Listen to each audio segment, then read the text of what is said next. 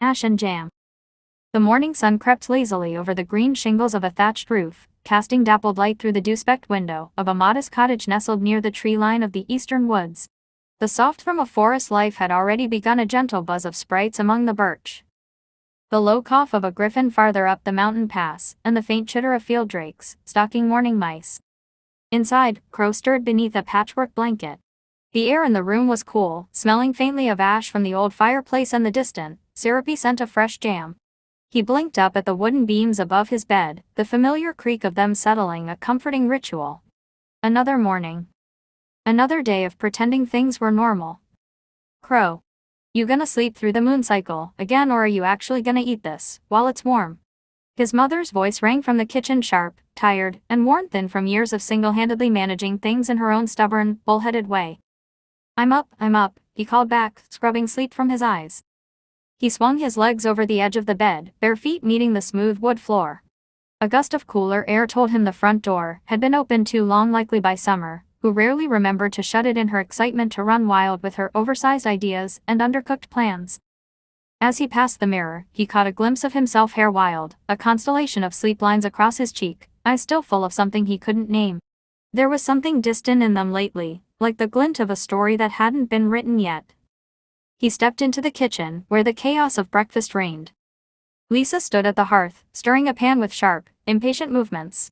She was tall, angular, with long black hair pulled into a tight braid. Her robe was patched and flour-stained, and her expression bore the quiet intensity of a woman who'd never really learned how to relax. Plate, she barked, tossing her chin toward the counter. Crow grabbed one automatically. He noticed her pet, a sleek black dragon, maybe the size of a loaf of bread, lounging near the fire. Bastion. The little beast opened one eye, hissed softly, and closed it again. On the bench sat Summer, face smeared with jam, legs kicking at the air beneath the table. Her own dragon Zila danced across the table with glittering green wings, knocking over a jar of honey. Zila. Lisa snapped. She's helping, Summer said, wide-eyed. She's my assistant. She's an arsonist waiting to happen. At the far end of the table, Davin the stepfather grunted behind his broadsheet news scroll, saying nothing as usual. His presence was loud in its silence. The kind of man who filled a room not by speaking, but by siphoning all the joy out of it like a spell gone wrong. Crow sat down, plate in hand, and accepted the fried bread and thick-cut fruit strips, without a word. He glanced at Bastion, who glared back. This again, Crow muttered. What? Lisa said sharply. Nothing, he said, then shoved a bite of food into his mouth. It wasn't worth the energy. It never was. And yet, beneath it all, beneath the grumbling dragon, the smell of smoke and jam, the clatter of Zila's claws on the table, there was something off. Like a ripple under the surface of a still lake. Crow felt it again. That shimmer. It was faint. Lingering. A glint in the corner of his eye that vanished when he turned his head. He'd seen it every morning for a week, now just at the edge of the forest. But today felt different. Maybe it was the way Bastion kept growling at the window.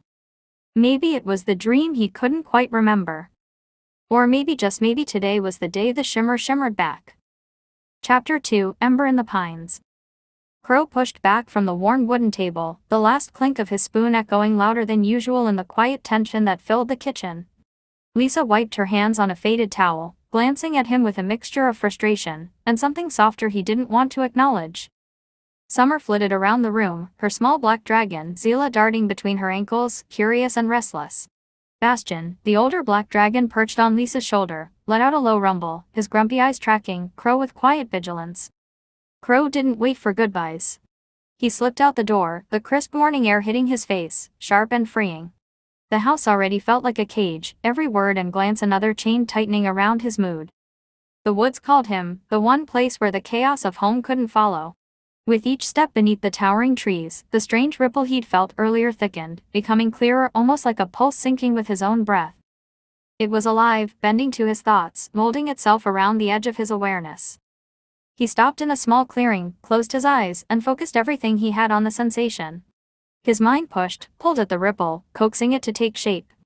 A flicker of heat sparked at the tip of his finger, a tiny flame, barely more than a glow, but it burned with intent. The moment that ember threatened to flare, a sharp voice cut through the quiet. Crow. Come back. Now. Summer's shout shattered the calm. He turned his head, heart pounding, but the tiny spark vanished as if it never existed. Back at the house, a local official stood by the door, a serious look etched deep into his face. He spoke quickly, informing Lisa that Ken Crow and Summer's father, a respected scholar at the academy in the neighboring town, had fallen gravely ill.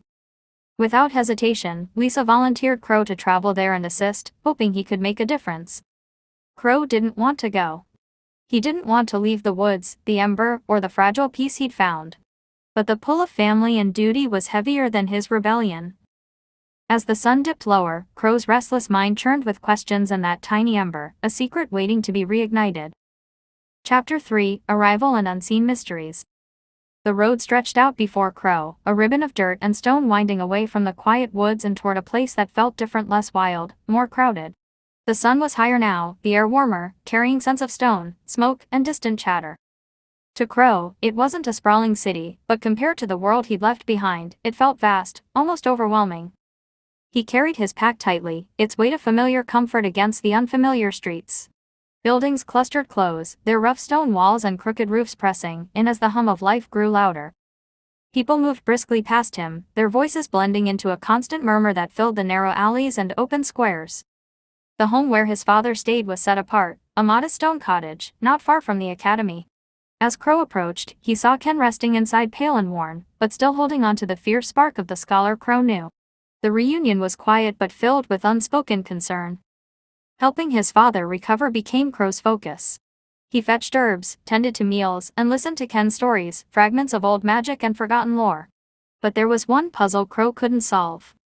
Magic in this world flowed through strange symbols, intricate runes etched into stones and parchment, woven into spells and enchantments. Everyone around him seemed to understand and command these magical scripts effortlessly. But to Crow, the runes were a jumble, shifting and confusing, refusing to reveal their secrets.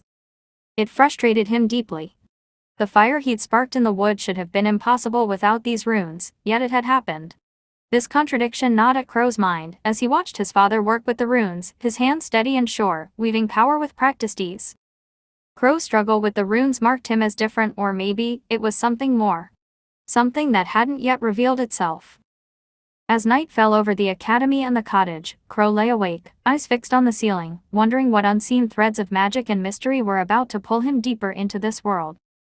Chapter 4: The Resonance of Sound. Days passed slowly in the cottage by the academy, each one bringing Crow deeper into the strange rhythms of this new world. His father, Ken, specialized in a rare form of magic, one that wove sound and music into the fabric of spells. Unlike the others who relied solely on the runes, Ken taught Crow that magic was not just about symbols, but about how those symbols felt, how they resonated. Crow listened carefully as his father demonstrated.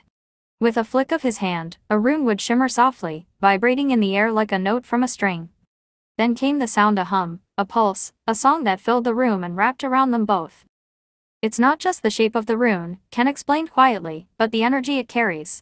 The sound it creates when you use it. Magic sings, Crow. You have to feel the music inside the runes, not just see them. Crow reached out, tracing the edges of a rune carved into a wooden tablet. He closed his eyes and tried to imagine the sound, the vibration that Ken described. For a moment, he sensed something, a faint echo, a tiny spark of connection, but it slipped away like a whisper on the wind. "Dad," Crow said hesitantly, breaking the silence.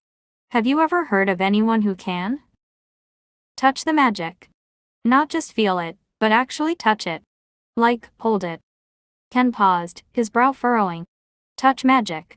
That's only ever been talked about in myths and old tales.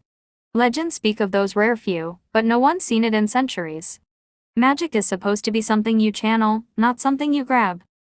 Crow's eyes narrowed, curiosity burning. But what if it's possible? What if someone really could hold magic? Ken looked at him, uncertainty flickering behind his eyes. It's dangerous to even wonder about it. If anyone found out. Crow interrupted, raising his hand slowly, focusing hard. A faint glow gathered at his fingertips, a tiny ember of light flickering like a live coal. Ken's eyes widened, his face draining of color. "Crow. What are you doing? Put that out right now."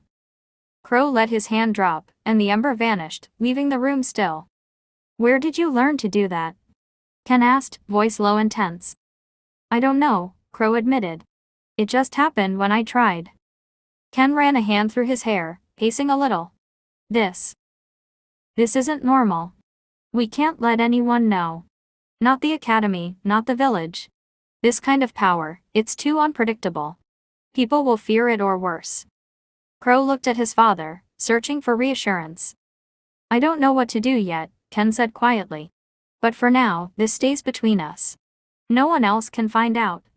Promise me, Crow. Crow nodded slowly. I promise. Ken's gaze softened, but the tension lingered. Good. We'll figure this out. Together.